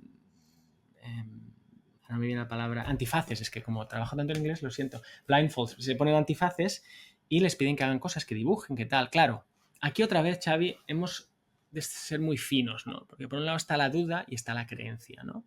Por un lado está el rigor científico, que no tiene que ser rigor mortis, pero por otro lado tenemos que tener la mente abierta, pero que no se nos caiga el cerebro al suelo, ¿no? Entonces, bueno, yo veo aquello y digo, wow, o sea, estos chavales están viendo cosas, pintando cosas, incluso leyendo, ¿no? Leyendo libros y, bueno, y lo hacen con los ojos tapados, ¿no? Entonces yo me empiezo a interesar por este fenómeno y empiezo a pensar cómo esto se puede estudiar científicamente. Aquí hablo muchas veces de los prefijos y también de los sufijos, de los mente, ¿no? Porque que esto sea cierto para las familias o los formadores o los chavales experiencialmente, está muy bien, o históricamente, ¿verdad? Pero a mí me interesa en este caso científicamente. Claro, para eso hay que subir los controles, ¿no? Entonces, bueno, siempre está el problema de que al llevar el antifaz, bueno, aquí entramos ya en cosas técnicas, ¿no? Sí, están viendo, pero estarán viendo a través de un huequillo. Entonces, bueno, yo tengo, por ejemplo, colegas ilusionistas profesionales, magos profesionales, con quienes he trabajado recientemente, bueno, en el pasado no tan lejano, estudiando cómo la magia puede hackear procesos cognitivos, ¿no? Entonces, bueno, yo les pregunto a ellos y me dicen, Alex, esto se puede hacer con un truco muy fácil en el que uno podría, bueno, pues vamos a tratar de tapar ese fleco, ¿no? Cortar ese fleco. Luego, pensando en controles, pues se me ocurrió, bueno, si la crítica siempre va a ser que están viendo por algún lado, pues podemos buscar a alguien que sea ciego y que pueda hacer esto. Entonces, bueno, hablando con la gente que conozco de este mundo, ¿no? Pues me presentaron a alguien que es ciego, con quien, bueno, le he visitado muchas veces, nos hemos hecho amigos, es un hombre que quiero un montón, y él tiene además por ser ciego, yo creo que tiene la sinestesia y otras capacidades perceptivas, sensoriales o no, muy desarrolladas, pues bueno, él me ha mostrado también cosas imposibles, ¿no? Es capaz de dibujar imágenes que están bueno, que no están ni encima de la mesa, ¿no? Que se escogen aleatoriamente y luego viene cómo eso se evalúa, ¿no? Pero él me ha mostrado lo que yo diría que son milagros científicos, ¿no? Incluso en una ocasión dibujó imágenes que aún no se habían escogido en el tiempo, como lo que te contaba antes, ¿no? Entonces, bueno, yo delante de esto, y lo cuento de verdad con mucha honestidad. O sea, yo cuando veo esto, por un lado hay un Gollum y hay un Sméagol, ¿no? Como el Señor de los Anillos, ¿no? Y uno me dice, es maravilloso, fíjate, esto es real, tal. Y otro me dice, burro, idiota, ¿qué estás haciendo, no? ¿Qué vas a hacer con tu reputación? Esto no es posible, esto tiene que ser, si no es un error tuyo, es un fraude, ¿no? Bueno, esto es lo que te puedo contar muchas más cosas si quieres, pero yo te diría que aún no sé cómo sucede eso. Hay días que tengo dudas que suceda, pero otros días pocas dudas me quedan de que hay algo en los seres humanos que nos permite, que nos permite hacer cosas imposibles, como La ver cosas. hipótesis, Alex, sería que somos capaces de ver más allá del cerebro y que somos Sí, capaces de ver sí, más que allá del cerebro. además, Por tanto, sería la hipótesis esta permisiva de que conectamos con otro claro, eso es lugar. cuando tratamos de pensar los datos, ¿no? Bueno, ¿cómo es posible, no?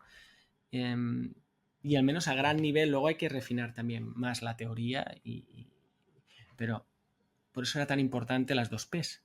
Porque si yo solo tengo una P, cuando veo aquello tengo que abandonar el fenómeno. Tengo que abandonarlo porque no me va a caber en mi P. Pero al tener la otra digo, bueno, ¿y si la mente... Bueno, por eso me dieron el premio este que mencionabas del Instituto de Ciencias Noéticas, ¿no? Pedían un programa experimental e incluso teórico, ¿no? Plantear qué tipos de experimentos podrían demostrar o podrían mostrar que la mente es mucho más que lo que hace el cerebro, ¿no? Que es un dogma de fe en las neurociencias, ¿no? Y bueno, yo lo que diría es fascinante, hay que saber más, por favor, pongámonos a investigarlo en vez de a discutir si eso es posible o no, o en vez de hacernos la vida imposible a los que lo queremos estudiar. Porque, insisto, está muy bien saber la forma que tiene el ala de la mosca de la fruta, pero si esto que hacen estos chavales, no solo chavales, también adultos, es cierto, coño, estamos delante de algo que es maravilloso. Puede producir un poquito, ¿no? O sea, aquello de cuando... un Ontológico. poco de chavo, o sea, aquello se avisa, ¿no? Aquello de después del anuncio de la farmacéutica, que solo se permite en Estados Unidos, por cierto, creo, y en Canadá, ¿no? Puede producir somnolencia, bla, bla, bla, bla, bla, bla. Bueno, puede producir choque ontológico, pero no se preocupen, no se preocupen. Nos podemos agarrar a otras maneras de concebir el cosmos, ¿no? Sí que un poquito de vértigo da, decir, wow, pero si esto es verdad.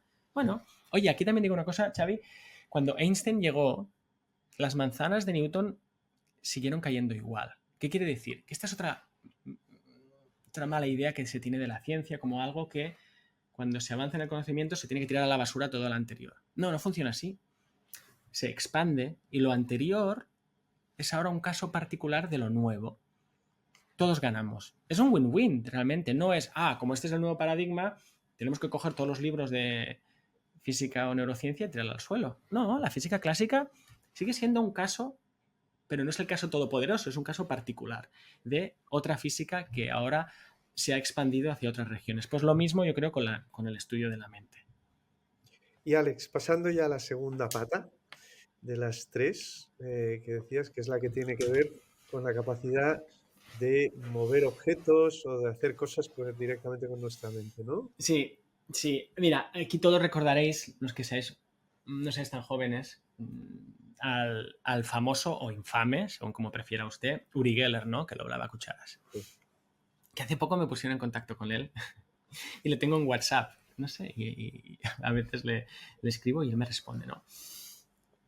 Una manera incluso más cinematográfica de hablar sobre esta segunda gran pata es en la peli Matrix cuando están doblando las cucharas, ¿no?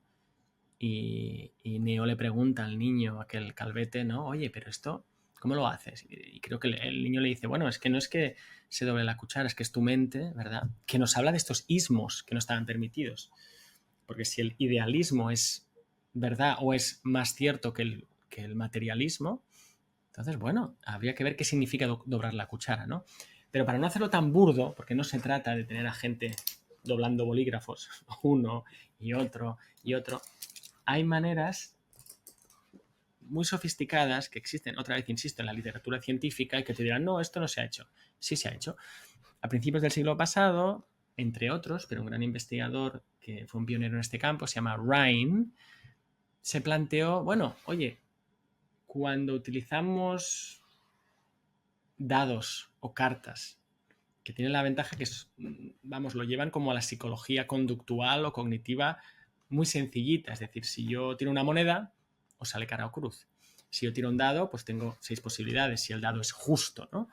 Si yo estoy con cartas, pues rojo o negro, o te puedo pedir que adivines el palo, pues 1 de 4. Fijaros, ¿no? En todos estos casos la probabilidad es 1 entre 2, o 1 entre 4, o 1 entre 6, ¿verdad?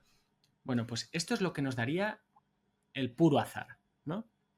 Entonces él pensó, si hay una capacidad en la que la mente, y en este caso podemos hablar de dos cosas, se anticipa lo que va a pasar o lo provoca, ¿no? Que esto serían distintas hipótesis, pero las dos imposibles, ¿no? Si yo soy capaz de saber si va a salir cara o cruz, o soy capaz de influir en que salga cara o cruz, pues lo que podemos hacer a priori, luego no es tan fácil, es, vamos, tiramos muchas monedas y le pedimos a alguien que lo intente, en vez de que doble la cuchara, ¿no? Que intente influir. Porque claro, es muy fácil hacer parodia de esto, ¿no? Yo sé que cuando yo hablo de estas cosas, los angry birds, ¿no? Els materialistas empreñats, ¿no? Dirán, ah. Entonces lo caricaturizan. Sí, claro, o sea, el tío está, el físico este está estudiando como... No, coño, esto se hace muy fino. O sea, hay gente más lista que tú, querido, que lo ha hecho durante décadas, ¿no? Entonces esto se refinó mucho, ¿no? Y entonces en vez de lanzar monedas burdamente, se crearon dispositivos mecánicos que las lanzaban para quitar el sesgo mecánico, si quieres, humano. Pero luego se pudo hacer a nivel electrónico. Entonces se generaban electrónicamente las opciones, ¿no? Y luego incluso se perfeccionó hasta el punto en que se utilizaron sistemas físicos, cuánticos, ahora sí, puramente físicos cuánticos, donde hay efectos como avalanchas por efecto túnel y tal, en el que en un circuito integrado uno podía generar, por cambios de voltaje, ceros y unos, caras y cruces. Es como si en vez de tirar una monedita, pudieras tirar 100.000 monedas por segundo y además, y aquí está la parte técnica bonita, esto lo tienes tan bien controlado, este sistema físico, tan bien afinado, que sabes que va a tener que tener unas reglas estadísticas, estocásticas, probabilísticas, finísimas. Y entonces tu tarea es, con la mente yo puedo modificar, influir, ¿no? Y bueno, y se hizo también en un laboratorio en Princeton, en la Universidad de Princeton, hasta que tuvo que cerrar, ¿no? Durante muchos años, porque ellos estudiaban, además esto está bonito, ellos quizá no estaban tan interesados al principio en los márgenes de la conciencia, ellos estudiaban interacción humano-tecnología. Cuando alguien está diseñando, no sé, tecnología muy sofisticada, pues era una pregunta científica. Oye, y aquí si quien pilota esta nave, por ejemplo, ¿no? Está muy enfadado o está muy nervioso, o ¿no? Esto puede afectar en los... ¿A alguien no se le ha reventado alguna vez una bombilla cuando estaba cabreado? No, hay gente que es así. A mí me pasa con los ordenadores, ¿no? Entonces, bueno, aunque sea electromagnético, no pasa nada. Ellos querían estudiar esto, ¿no? Bueno, pues en este tipo de experimentos, un proyecto en el que participo, para anclarlo en algo concreto a día de hoy, después de toda esta historia, ¿no? Porque esto tiene una historia de muchos años, es el proyecto Consciencia Global, que empezó en la Universidad de Princeton y ahora está hospedado por el HeartMath Institute en Estados Unidos, y ellos han diseñado unos generadores de números aleatorios maravillosos y preciosos que lanzan estas monedas, ¿no? Muchísimas por segundo, y están distribuidos por todo el planeta. Hay varios, no sé, ya unos 400 de estos generadores, y la idea es ver si cuando suceden eventos a escala global, ¿no? O sea, es como, no es doblar la cuchara, fijaros, es influir en estas pequeñas secuencias. Otra vez, si hay efectos, serán efectos muy finos. Y ver si cambios, y no sabemos si es en la intención, en la atención, en la emoción o en la consciencia, grosso modo, cambios buenos o negativos, ¿no? Un ataque terrorista. Pero yo también, por ejemplo, y ya que están corriendo, vamos a analizar pronto cuando se ganó el Mundial o cuando se ganó la Eurocopa, o cuando se ganaron los Juegos Olímpicos, ¿no? O cuando sucedió la Dana, etcétera, ¿no? Ver si eso tiene una correlación, no quiere decir que lo cause, aquí también se puede ser fino, una correlación. De la misma manera que estudiarías una correlación entre un gen y un fenotipo, o entre la expresión de una proteína o de la expresión de un gen o un circuito, ¿no? Neuronal y un Muy comportamiento. vinculado también incluso con la oración, ¿no?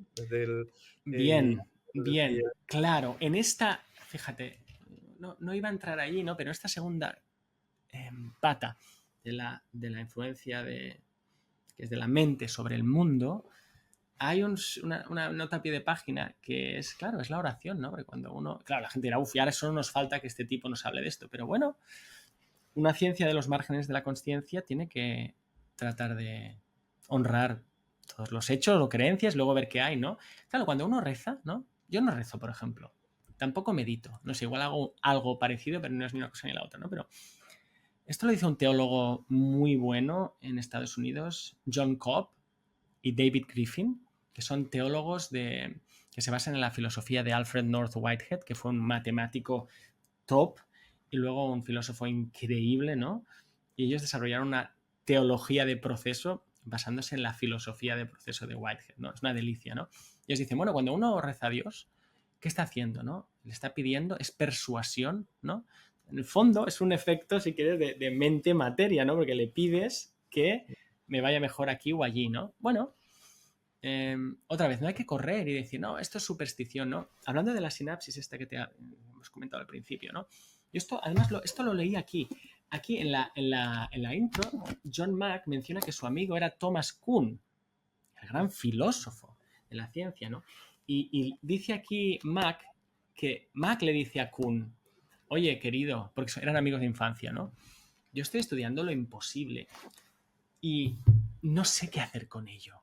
No sé en qué caja ponerlo, ¿no? Y Mac dice que Kuhn le dice, yo te recomendaría que suspendas la distinción entre hecho y ficción. Hostia, a mí la ciencia no me la han contado así. A mí me han dicho, no, o sea, tú tienes que sacar tu katana y decir, esto es un hecho científicamente probado o es ficción, imaginario, pseudocientífico, superstición, ¿no? O sea, otra vez este binario, ¿no? Entre la arrogancia total y el desprecio, ¿no? Bueno, estos dos absolutos gigantes, John Mack y Thomas Kuhn, se están diciendo el uno al otro, hay que suspender esta distinción, porque no sabemos, ¿no? No sabemos. En vez de sabemos, yo me haré una camiseta, igual alguna vez vendo camisetas, en vez de decir sabemos que no, hay que decir no sabemos. y Alex, en esta segunda pata, ¿también sientes que hay evidencias un poco contundentes, igual que con la primera? ¿O es o son más ligeras las evidencias? Es decir, ¿cómo Hay, has percibido? hay, hay evidencias tanto o más, no son contundentes. Si fueran contundentes, probablemente ya estaría el caso cerrado. O sea, si yo pudiera de manera sistemática coger y doblarte esto aquí, bueno, si lo hiciera pensarían que es un truco, ¿no? Y si trajera... Otra vez, estamos hablando de fenómenos, de fenómenos que tienen efectos muy pequeños. Es decir, en el proyecto Conciencia Global, pero muy pequeños, pero que si haces la estadística, la probabilidad, esto se hace mucho en estadística, la probabilidad de que este resultado haya salido al azar es de una entre, a veces se dice, una entre tantos millones, ¿no? Es decir, el mismo criterio que utilizarías, insisto, para tomarte la aspirina, ¿no? O para decir, no hay duda, este gen tiene esta función en la cura de esta enfermedad y todo el mundo eso se lo traga sin problema. Bueno, aquí tienes la misma evidencia si quieres a este nivel técnico, ¿no? Pero, insisto, el fenómeno no es algo así como... Mira, vamos al caso contrario. Mira, vamos a lo más... ¿Qué sería lo más obsceno, ¿no? En el buen sentido, ¿no? Claro, aquí estamos hablando... No, es que hay estos ceros y unos, ¿qué tal? Que, por cierto, te diré, Xavi, en física, cuando la física teórica, que puede ser relatividad cuántica o clásica o compleja, hace una predicción y luego va uno y lo mide y es a la décima número tal y todo el mundo saca pecho y dice, fijaros, ¿no? O sea, es un efecto muy pequeño, pero sí, el haz de luz se curva al pasar por un cuerpo muy masivo, ¿no? O sí, el entrelazamiento nos predice esto, o sí, la dilación del tiempo nos dice que tiene que ser 0,00001 segundos de diferencia entre estos relojes atómicos. Cuando el efecto es muy pequeño, pero es robusto, la gente en física lo acepta. Pero aquí, en los márgenes de la conciencia, por estos 400 años que llevamos de retraso, entonces no lo aceptamos. Lo digo porque que un efecto sea muy pequeño no significa que sea menos efecto. Significa, bueno, que cuesta mucho de producir, pero tú lo puedes ir a ver. En ese sentido las evidencias están. Pero te iba a hablar de la... Voy a enseñar un libro que tengo aquí. Te iba a hablar de algo brutal en el otro extremo, ¿no? Este libro de un historiador que se llama Carlos Eire se llama Ellos volaron. Una historia de lo imposible, que yo también de aquí he sacado esto de lo imposible, ¿no? Una historia de lo imposible y yo pensé, una ciencia de lo imposible. Bueno, este hombre es delicioso además de hablar con él. Y él habla aquí de los santos que volaban, ¿no? Antes has mencionado lo de la oración. Por eso me interesa mucho también lo que tiene que decir la Iglesia Católica respecto a esto. Y por eso me he aproximado y recientemente fui al Vaticano a un simposio porque tengo mucha curiosidad, ¿no? Esta gente lleva 400, 300 años dedicándose a certificar lo milagroso. De hecho, la expresión del abogado del diablo, y aquí lo cuenta muy bien, viene de el contraargumento que era necesario para balancear lo que unos contaban. Bueno, pues hay historias de los santos que no es que afectaban un generador de números aleatorios que no existían en una décima. Coño, estamos hablando de limitar, ¿no? Otra vez, tú puedes decir, eso es imposible. Ya, pero es que si tú honras las descripciones, y no es solo lo que dicen los obispos, lo que decían decenas, cientos, a veces miles o cientos de miles de personas que lo han visto, ¿no? Testimonios, ¿no? Y las autobiografías, ¿no? Bueno, yo he descubierto, que ya estaba ahí, y mucha gente lo sabía, ¿no? Que aquí de hecho hay una lista al principio, Carlos Eire hace, ¿no? Que podría ser una lista de la que estamos hablando aquí, ¿no? Cuando la gente, bueno, milagros eucarísticos, o sea, todo esto encima ya da más pereza estudiar para la gente que es no solo materialista, sino secularista, incluso atea, ¿no? Es que encima me trae aquí, pero el mundo de lo imposible ha estado muy presente en el misticismo y en las cuestiones de santidad, ¿no? Y eso sería el ejemplo más brutal, ¿no? De esta segunda pata, ¿no? Y ahí, Alex, un poco, y también, es decir, cuando esto suena un poco a magia y milagros, ¿no? Entonces, sí, cuando entras ahí, pues todos sabemos que la magia es mentira, todos sabemos que los milagros no existen, y entonces es muy fácil ahí que haya mucha gente, ¿no? Que te rebata y te diga, pues esto ya se demostró en su día, de que esto que decía la religión no era verdad, y bueno, esto sería los típicos argumentos, ¿no? Para refutarte. son argumentos, no son argumentos, son argumentos, porque luego dices, sí, pero tú te has leído algo de esto. No, no me lo he leído porque ya se ha demostrado que no.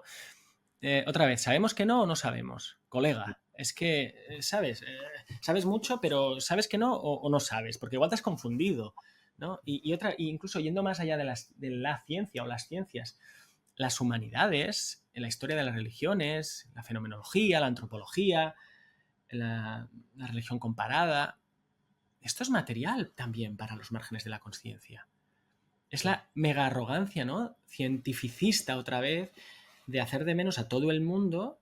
Bueno, dentro de la ciencia, ¿no? El físico hace de menos al químico, y el químico al bioquímico, y al biólogo, y el biólogo al psicólogo, los psicólogos los últimos de la cola, ¿no? Los neurocientíficos y los genéticos son los tops de la biología. Y luego las humanidades son todos una pandilla de... No, hombre, ¿tú te has leído la autobiografía de, no sé, de Santa Teresa de Jesús, ¿no? ¿Y qué contaba? ¿Tú te has preguntado de ir a...? Porque yo esta es otra cosa muy curiosa, Xavi, cuando yo cuento esto y pregunto y me intereso y escucho, te das cuenta que tampoco son cosas solo del pasado. Porque te dirán, no, esto era en Italia y España en el siglo XVII.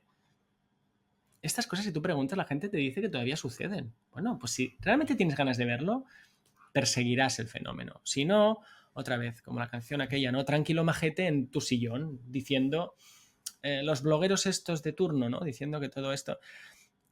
bien, pero esto no es ser escéptico. Esto es ser un ignorante, ¿no? Y no tener ganas de saber. Entonces, bueno, pues buena suerte, buena suerte. Porque claramente los márgenes de la conciencia te acercan a los místicos.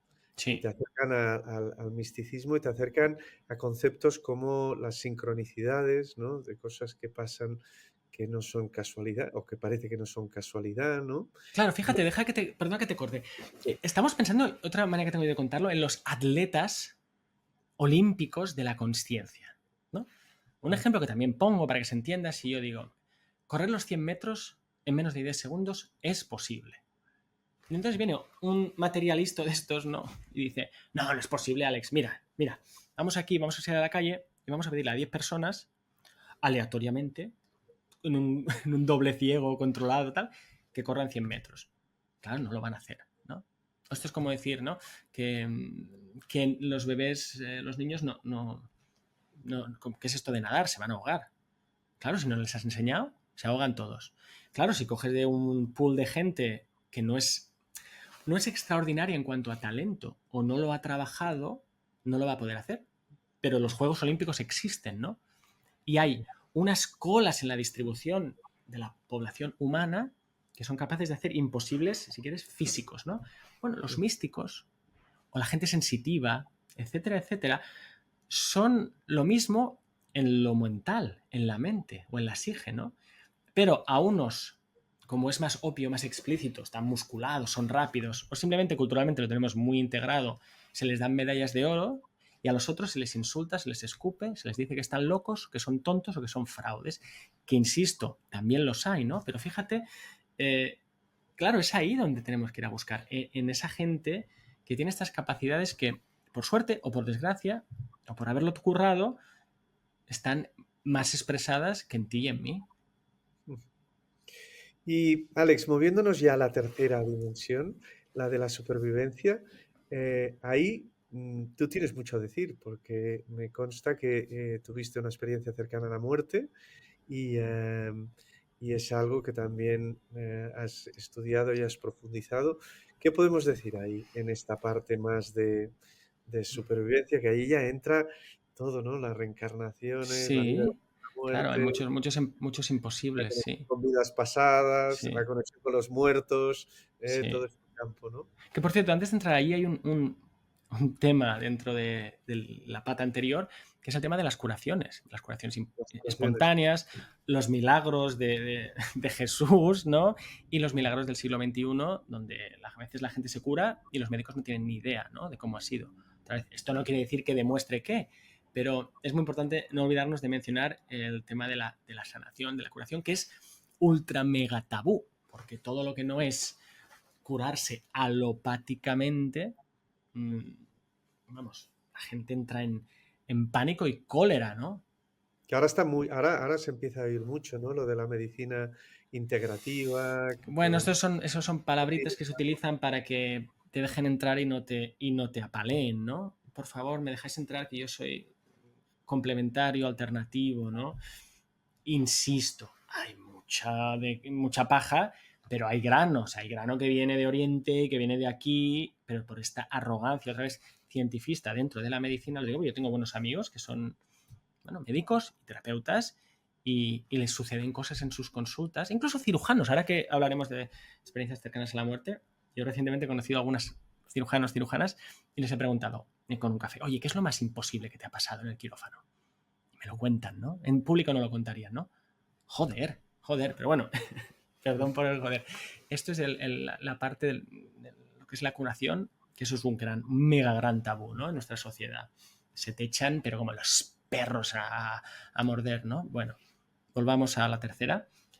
Mira, la tercera a mí me interesa porque si hay algo más allá de la muerte, el materialismo muere. Game over, directamente. Obviamente no será fácil, no es inmediato, como te decía antes, no se hace un experimento, el chimpum, pero si cuando el cerebro se apaga la mente sigue, no sé si será chocontológico, pero hay todo un mundo de yuppie que nos hemos montado que queda refutado, que es que no somos más que punto, punto, punto, punto, punto, ¿no? Entonces, esto las tradiciones, como hablábamos antes, lo llevan siempre diciendo, cada una tiene su versión, para unos hay reencarnación, para otros hay resurrección, para otros hay disolución en la nada. Bien, la novedad, científicamente, la novedad es que ahora esto lo podemos estudiar. Incluso no solo es la novedad que lo podemos estudiar, sino nos permite hablar de ello en los medios de comunicación, Xavi. Porque aquí hay muchos pioneros que han estado picando piedra durante décadas. Ahora todo el mundo da charlas sobre CMs y tal, yo incluido, ¿no? Pero hay gente que lleva muchos años que no se podía hablar, pero ahora sí. ¿Qué cambió aquí? Y esto lo remarco porque es muy importante. Dos cosas. Hace 50 años, que de hecho se cumple el aniversario de los primeros libros que salieron sobre esto en Estados Unidos, pasan dos cosas. Primero, tecnología. Se pudo empezar a reanimar o resucitar, porque estaban clínicamente muertos, no estaban de parranda, estaban clínicamente muertos, gente con parada cardiorrespiratoria, se los podía traer de vuelta por avances en la medicina, en la técnica. Gracias, tecnología, si estás al servicio de la humanidad. Eso es el primer factor. Y el segundo es que cuando volvieron, los tipos de la bata blanca, o de la doble bata blanca, que son los médicos, ¿no? Tuvieron algunos la humildad de escuchar y de preguntar. Y de cuando ese milagro se da en el que el paciente tiene el valor de contarte, mire, doctor, porque ya sabemos cómo nos aproximamos al experto, ya sea el científico o el doctor, ¿no? Mire, doctor, que a mí igual pensará que soy loco o tonto, pero es que yo le vi operándome. Y algunos escucharon. Y como escucharon, otros hablaron. Y como hablaron, se dieron cuenta que había esto que se llaman experiencias cercanas a la muerte, ¿no? Personas, y ahí hay muchas variantes, ¿no? Pero personas que han estado clínicamente, según la definición de muerte, que por cierto, la definición de mente y de materia cambia, y la de vida y la de muerte también. Son definiciones fluidas. Se solidifican como los cubitos, a veces hay que dejar que se hagan líquidas para volverlas a solidificar, ¿no? Bueno, escucharon, y entonces esto dio pie a lo que ahora ya se estudia, no en los laboratorios, pero sí en los hospitales, ¿no? Por ejemplo, con la Fundación ICLOVI, yo colaboro con ellos, son maravillosos y tienen muchas patas también, ¿no? Una de acción social, una de formación y una de investigación. Y en la de investigación, pues estamos en este proyecto con muchos hospitales, en España y fuera de España también, para estudiar las experiencias cercanas a la muerte, ¿no? Que aquí, igual para ir al meollo de la cuestión, hay dos. Una es que cuenta la gente y que lo que la gente cuente. Y luego la otra, que es como el santo grial, que es ahí donde vas a ir al experimento que todos querríamos hacer, que es muy difícil, lo ha intentado Sam Parnia un par de veces en 2 artículos que ha publicado y no le ha salido. Bueno, habrá que seguir intentando. Es el siguiente. Alguien se muere, se le puede resucitar. Cuando se le pregunta días después, se acuerda de algo que ha pasado y lo quiere contar. Y eso que ha pasado tiene que ver con una percepción aparentemente no local. Algo que los materialistas dirían que es imposible. Un imposible, ¿no? Bueno, todo esto, para que se dé todo esto, ya van cayendo la gente, porque los que alguien se muera o casi se muera, que se resucite, que se acuerde, que lo quiera contar, que ha tenido esto. De esos que quedan, Parnia intentó correr rápidamente mientras está en la mesa de reanimación y ponerle un electroencefalograma para escuchar la actividad global en el cerebro y ver en qué momento estaba planito. El corazón no va, los pulmones no va, el cerebro apagado. Claro, los materialistas dicen, no, pero igual, claro, con un EEG igual te dejas algunas... Sí, pero claro, si la idea es que el cerebro es productivo, es un electrodoméstico y se está escacharrando, se está muriendo, ahora no me vengas a decir que es cuando mejor funciona. Pero aquí la clave es electroencefalograma plano, con experiencia cercana a la muerte, que se puede sincronizar en el tiempo, porque no sabemos exactamente, pero sí se puede decir, no, es que esto pasó, estaba plano cuando la persona está describiendo esto que pasó. Y Parnia puso unas tablets en el techo con imágenes que cambiaban aleatoriamente, fíjate qué sofisticación o qué rocambolesco. Entonces la idea era pescar a alguien que dijera, no, es que cuando estaban reanimando yo vi una manzana en la tablet y eso coincide con el...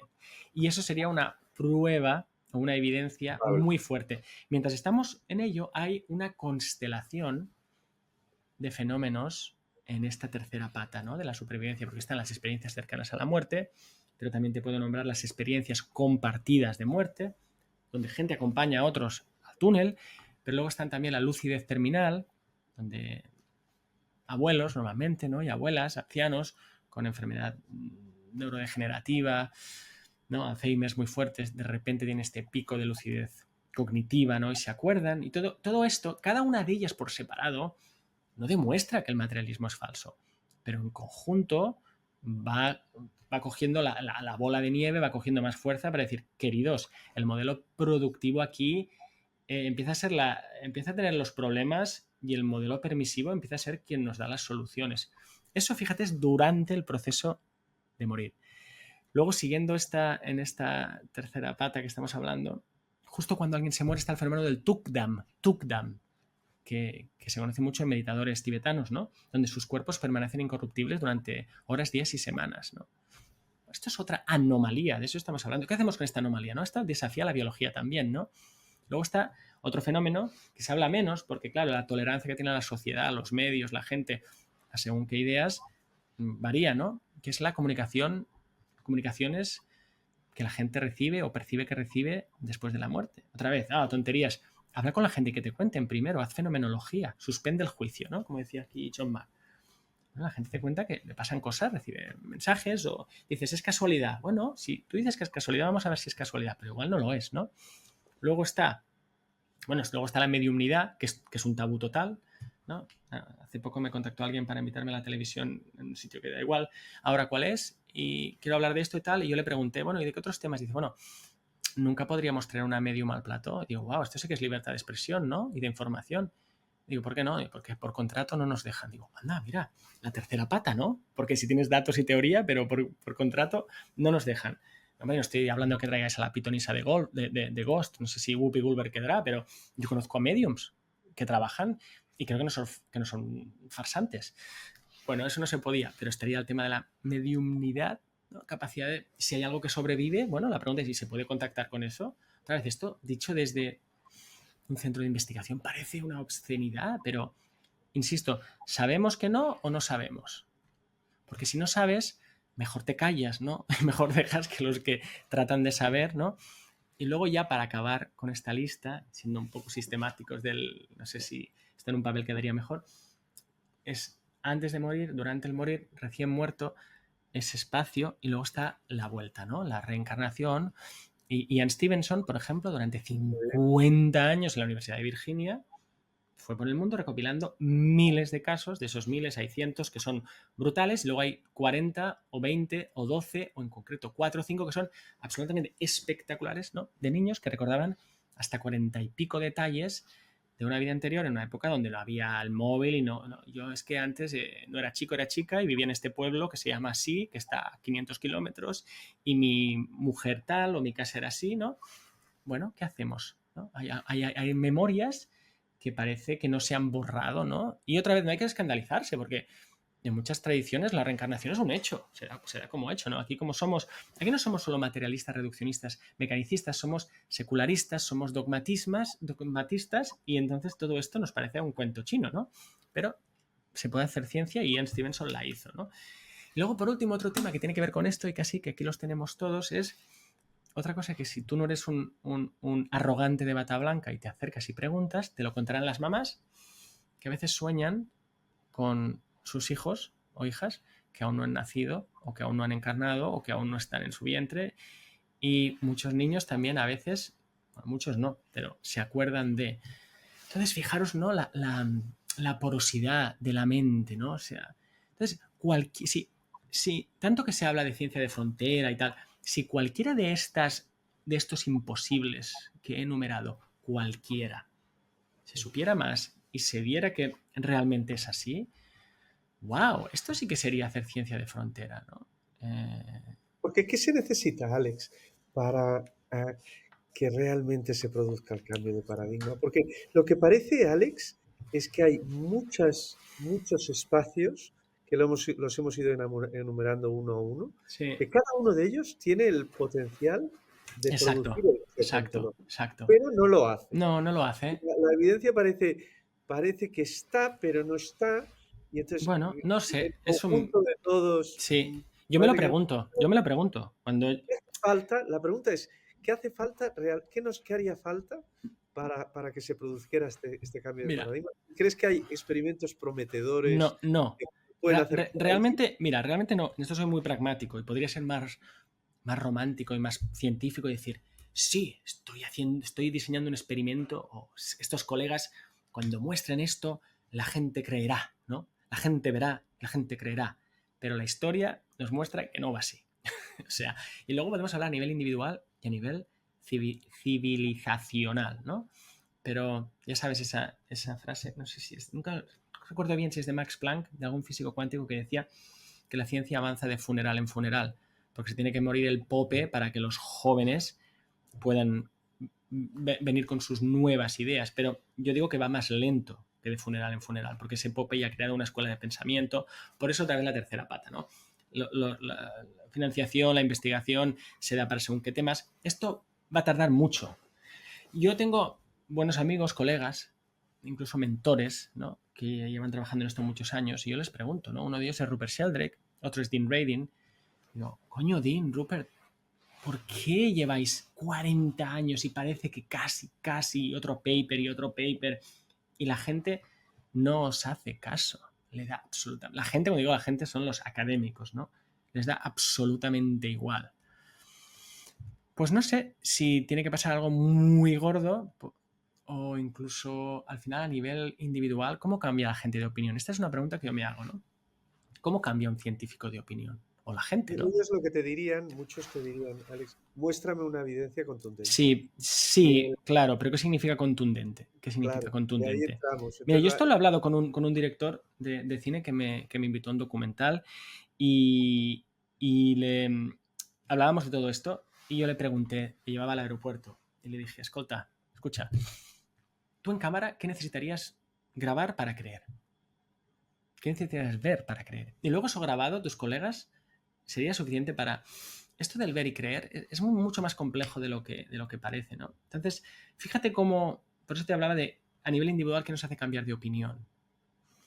Pues por desgracia es que nos pase algo gordo. Es un shock ontológico no voluntario. Esta igual es una buena manera de empezar a cerrar, ¿no?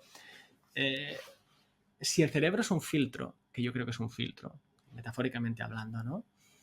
Yo creo que hay dos maneras de trabajarse el filtro para que pase todo esto, ¿no? Porque en el fondo la realidad es demasiado. Esto hasta evolutiva o biológicamente lo podría razonar. La realidad es too much para percibirla toda. Como cuenta Funes, ¿no? Hay Funes, Borges en su historia de Funes el Memorioso, si recordáramos todo, antes de ir a dormir necesitaríamos un día entero para recordarlo, ¿no? O sea, ahí te da una idea de que igual el trabajo no es ir de menos a más, sino que tenerlo todo y cómo me quedo con lo que necesito para poder sobrevivir. También a veces lo cuento de manera coloquial diciendo que si siempre estuviéramos con estas percepciones no locales y tal, se nos quemaría la cena, tendríamos un accidente de tráfico. O sea, para la vida del día a día, todo esto hay que bloquearlo, ¿no? Pero, ¿qué pasa con el filtro? Uno puede trabajarse el filtro, poner cera, pulir cera durante décadas. Pues cuando uno se va a un ashram, cuando uno se va de retiro, cuando uno es budista, lleva 70 años, ¿no? Eso es hacerlo suavecito durante mucho tiempo. La mayoría de la gente no tenemos ni este aguante ni esta perseverancia. Entonces, ¿qué opción nos queda nuevamente? Que no se pule el filtro, sino que se desgarra. ¿Cuándo se desgarra? Pues mira, en mi caso, cuando tuve una experiencia cercana a la muerte, ¿no? Y dije, bueno, ¿esto qué es? ¿Y esto qué me dice mi física querida y qué me dice mi neurociencia querida? Para otra gente serán otras experiencias, ¿no? Para algunos científicos muy conocidos, que esto se sabe en el pequeño sálvame deluxe interno de la academia, neurocientíficos muy conocidos que han cambiado su orientación del barco, su Titanic, ¿no? Que esta es otra. Si tienes un barquito pequeño, pero si tienes un barco muy grande, cuesta mucho, porque tú tienes una rueda. La han cambiado después de una experiencia psicodélica o después de una experiencia mística, ¿no? Entonces, ¿qué va a cambiar el destino de la humanidad? Normalmente se cambia por necesidad. Ahora entramos ya en la fase final de autoayuda barata, ¿no? Hecha por un físico con chaqueta de motero.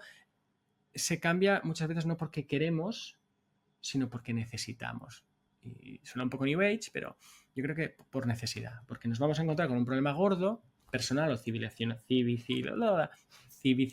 no me sale. Y bueno, y no sé, podemos echarle voluntad, y por eso hablamos tú y yo también lo cuento. También, mira, cuanto más gente, igual por democracia, ¿no? Porque esto a la gente le importan estas cosas, ¿no? Y cuando yo muchas veces les digo, yo os doy voz para que le demos voto a esto, ¿no? ¿Quién sabe? Igual de aquí 3 años hay una iniciativa ciudadana que le dice al gobierno de turno, queremos saber más sobre ECMs. Y entonces los mecanismos sociopolíticos, económicos cambian, y de repente esos que decían que era pseudociencia son los primeros que están ahí tratando de pillar el dinerito para estudiar esto, ¿no? Que la ciencia funciona muchas veces así, también por moda de tema, ¿no? Entonces, bueno, entre todos lados, entre los que comunicáis, los que hablamos, los que trabajamos la conciencia también. Yo conozco a gente que lo trabaja en organizaciones, ¿no? Bueno, ir trayendo luz como se pueda, y luego Dios dirá, o ya veremos qué pasa, ¿no? Es un misterio y se va lento, se va lento. Hay que también tener perspectiva, ¿no? La ciencia lleva 400 años. La ciencia es este experimento, es un meta-experimento en Occidente, ¿no? Luego han pasado muchas cosas antes y muchas cosas pasarán. Pero sí, es un poco, a veces es un poco penoso, ¿no? Porque ¿por qué tanta energía, tanto trabajo, ¿no? En convencernos a los unos a los otros, ¿no? Si hiciéramos experiencia más directa, esta es otra, ¿no? Si nos tomáramos más en serio nuestra propia experiencia, igual no necesitaríamos ir a que venga el científico de turno a validárnosla. Pero al mismo tiempo creo que la ciencia tiene un rol muy bonito que jugar en todo esto, porque si también se puede poner el sello de científicamente, pues bueno, más gente creerá en ello y se podrá dar el cambio. Sí, porque este punto, Alex, y con esto acabamos, que se nos está alargando mucho, pero está siendo muy, muy interesante. Y hay mucha gente que llega aquí al paradigma permissive y a creer en todo esto desde la vivencia, ya sea porque ha tenido una experiencia cercana a la muerte, ya sea porque medita, ya sea por una experiencia psicodélica, ya sea... Y entonces, desde la vivencia, reconstruye, tiene el choque ontológico y entonces Sí, empieza a ver sí, todas estas pequeñas evidencias que tú dices que están en los márgenes, que sí, antes no veía con sí, su ontología previa, sí, pero que solo la ve una vez ha tenido la sí, vivencia, ¿no? exacto. Lo que yo veo muy difícil es la gente que está en una ontología determinada, que es de corte materialista o productiva, que decías, ¿no? Que con pequeñas evidencias que se van aportando en muchos campos diversos hagan el cambio de paradigma, ¿no? Tendría que pasar algo gordo. No, igual no hay que ni que pedírselo. Es que igual no hay que ni que pedírselo. Yo a veces dudo. No, Oye, tú, deixem-los. O sea, quién sabe, igual no es solo un camino. Igual hay 2 o 3 caminos futuros para la humanidad, si hablamos en grandes términos. Oye, ¿tú quieres vivir con eso? Pero fíjate, esto lo escuché de un profesor de la Universidad de Rice que se llama Jeff Kripal y me pareció muy bonito. Dijo, a uno se le tiene que caer el mundo o romper el mundo por lo menos 2 veces para entrar en todo esto. Mi manera de contarlo es, si tú no has salido nunca de tu pueblo, metafóricamente, ¿no? Tu ciencia, tu comunidad, tu no sé qué, tú pues eres como esa persona que no te imaginas, ¿no? Que en otros sitios del planeta se vive muy distinto, ¿no? Pero claro, cuando ya se te ha roto el mundo, ¿qué es que se te rota el mundo, te rompa el mundo? Lo puedes hacer intelectualmente, estudiando la historia de la física y ver cómo han caído paradigmas, o se te puede romper el corazón, ¿no? O se te puede morir alguien. Entonces te ha pasado más de una vez, ya sospechas que el choque ontológico es el plato del día. Porque la realidad es un misterio total, ¿no? Por mucho que sepamos muchas cosas. Entonces, uno ya casi que sonríe y dice, pero si esto es la norma, no la excepción. La norma es estar absolutamente maravillado con, wow, ¿qué es esto, no? ¿Qué es la realidad? Y aquí, quizá hablando de prefijos, está lo paranormal, la paradoja, que la paradoja, que yo creo que viene de doxa, ¿no? Está lo ortodoxo, como ortopedia, ¿no? Lo ortodoxo es la ortopedia de la opinión, la heterodoxia y la paradoxia o la paradoja es la opinión que está al lado. O sea, cuando tú tienes algo paranormal, en el fondo es una paradoja y después de paradoja viene paradigma. Bueno, hay unos pasitos, ¿no? O sea, hay un trabajo que hacer, eso tampoco viene gratis, porque al fondo estamos yendo mucho más allá de nosotros mismos. Alex, ha sido un placer, un placer. Muchísimas gracias por tu tiempo. Yo creo que lo hemos cubierto todo. Nos ha faltado poquitas cosas por hablar. Mil gracias por tu tiempo, Alex. A ti también. La verdad que estoy satisfecho. Hemos tocado muchas cosas y luego, como digo, hay que hacer mucho doble clic, pero bueno, tener un mapa un poco para orientarse, aunque luego el mapa se tire a la basura o se actualice, no va mal tener un mapa, ¿no? Un mapa de lo imposible.